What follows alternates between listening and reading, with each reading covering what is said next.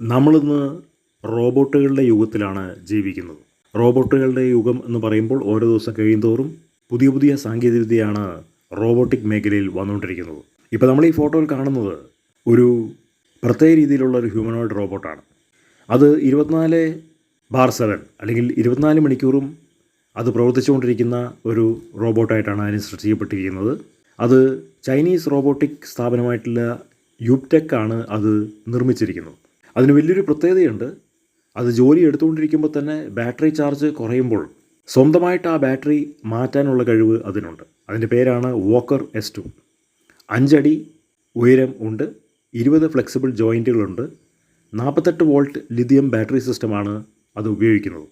അത് ഒരു 90 minute charge ചെയ്ത് കഴിഞ്ഞാൽ 2 മണിക്കൂർ നടക്കാനോ നിൽക്കുവാനോ അതിന് കഴിയുമെന്നാണ് പറയുന്നത്. അത് മിക്കവാറും ഈ വ്യവസായശാലകൾക്ക് വേണ്ടി വികസിപ്പിച്ചെടുത്തിരിക്കുന്ന ഒരു ഹ്യൂമനോയിഡ് റോബോട്ടാണ്. അതിന് വൈഫൈ ഉണ്ട്, ബ്ലൂടൂത്ത് സാങ്കേതികതയുണ്ട്.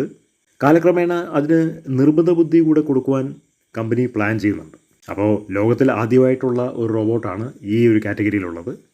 സ്വന്തമായിട്ട് ചാർജ് തീർന്നു കഴിഞ്ഞാൽ ബാറ്ററി മാറ്റാൻ പറ്റുന്ന ഒരു റോബോട്ട് ലോകത്തിൽ ആദ്യമായിട്ടാണ് കേൾക്കുന്നത്.